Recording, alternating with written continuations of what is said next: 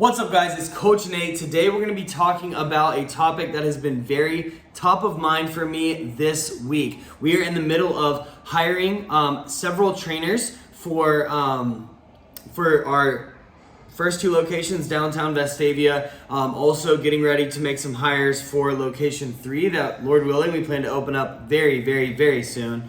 And then soon after that, as soon as we're able, we plan to open up a gym here in Madison, gym number 4. And so we've been doing interviews for all 4 gyms for various roles. And I have come to absolutely love hiring. I've always loved people, but the hiring, the team building, the leadership component of business is hands down, without a doubt, my favorite part of the business. And this has changed. For the longest time it was training. I love training. I'm very passionate about it. Then it became the marketing and the sales. I enjoy sitting down with clients and having conversations to see if we're a good fit to work together. And I love, writing sales letters or emails or ads and things like that. I still enjoy those things, but my favorite thing right now is talking to amazing people who are passionate about changing lives and seeing if they're a good fit to come work for us.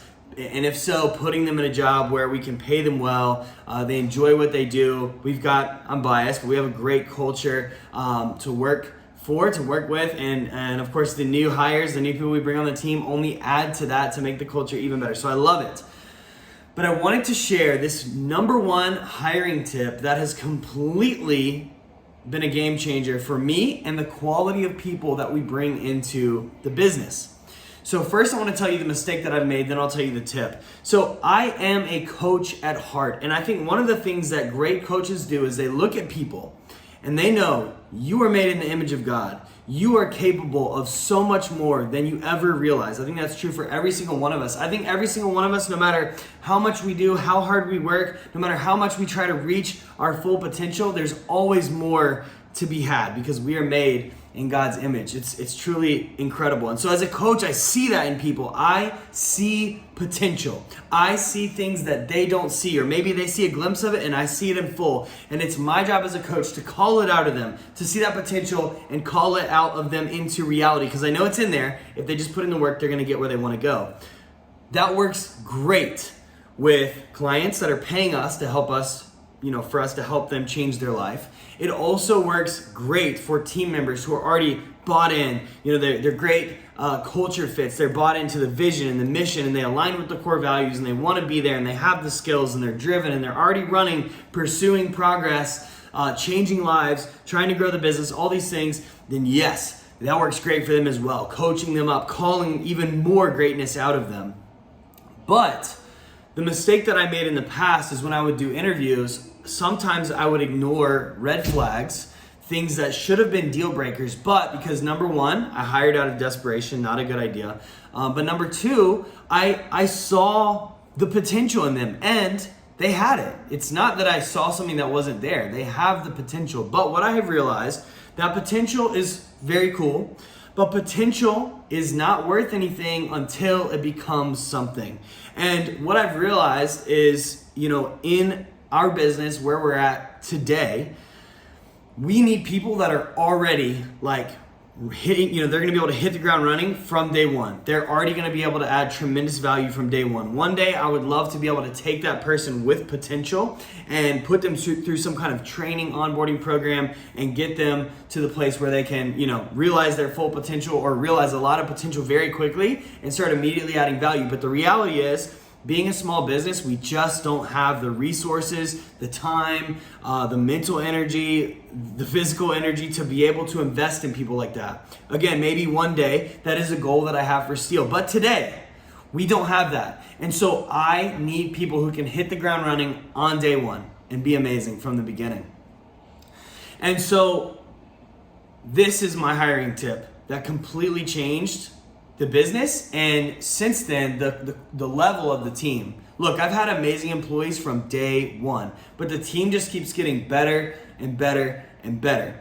And one of the reasons, in a practical sense, is because of this tip, which is this. When I'm interviewing people, I am specifically looking for any reason I can possibly find to not hire them. Yeah, that's right. So when I want to hire somebody for a position, when I'm doing the interview, I'm looking for every reason to not hire them. And I'm not talking about ridiculous things like, oh, I don't like the color of your hair, or, we don't have the same color, or we don't like listening to the same music. That's not what I'm talking about. But I'm just saying, I look for red flags. I look for red flags, and if I see them, I will not hire them. Now, everybody that we bring on has, their concerns about anybody, right? Whether it's circumstantial, do you have the skills? Do you have the personality? Whatever it is. And so when I see, maybe if you want to say yellow flags that are, just say, hey, things to be cautious about. I tell them that directly. Hey, I really like you. We're going to move you forward to the next round in the interview process, but I just want to let you know, I have concerns about, hey, you've only got a year of training experience. That's okay. It's not necessarily a deal breaker, but I need to know that you can come in and be excellent with your craft from day one or within a week or two. Can you do that? If someone's like, hey, I'm very knowledgeable as a trainer, but maybe I'm a little bit quiet. I kind of live in my shell. Okay, it's not totally a deal breaker, but we're gonna need you to kind of be a little more bubbly. Don't be fake. We don't need everybody to be happy, clappy cheerleader all the time, but we do need people who are gonna bring energy and boldness and confidence. Can you do that? And so, number one, I'm looking for red flags. I'm looking for any reason not to hire them, because if I find that, I will not hire them. And then two, I will look for the yellow flags, and they're always there. We all have them, everybody. And so I will address those in a loving but bold, upfront way, so we're on the same page. I'm very clear, I really like you. I love ABC. I'm concerned about this. Prove me wrong, or show me that you can grow in this area, or whatever. So that way they know coming in what they need to do to be able to perform at the level that we need. But that shift, and not just looking for we're desperate and you have potential, that's not enough. No matter how desperate the need is to hire, I will not hire somebody that's not going to be a good fit for the business.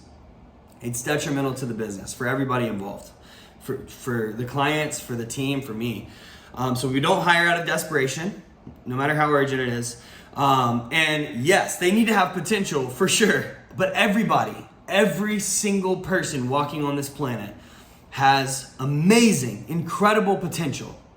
But the third thing is, I have come to realize my limitations as a leader, and I need to grow as a leader to be able to hire these people who maybe aren't quite there yet, but they will be one day. So I can continue to grow as a leader, but also I need to recognize the reality of we're a small business with limited resources, and we don't have time to hire people who might be a good candidate when we can hire people who are great right out the gate. And so that hiring tip, no longer just hiring out of desperation and potential, but actually when there's a need, only hiring people who you cannot find red flags for.